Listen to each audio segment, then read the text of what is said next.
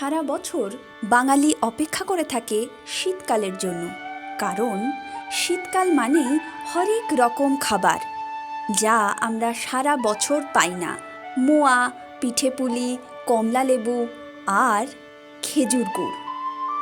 এই গুড় বানাতে প্রয়োজন নিপুণ দক্ষতার। কারিগররা সুনিপুণ দক্ষতায় সংগ্রহ করেন খেজুর রস, তারপর সেই রস জাল দিয়ে বিশেষ প্রক্রিয়ায় বানানো হয় খেজুর গুড়। সেই ভিডিও ধরা পড়ল আমাদের প্রতিনিধি অরূপা বণিকের ক্যামেরায়।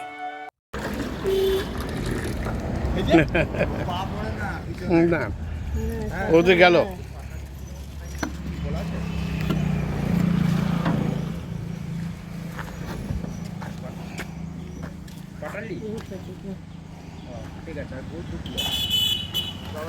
দাদার মোবাইলে ছবি কি হয়েছে এক বছর টক টক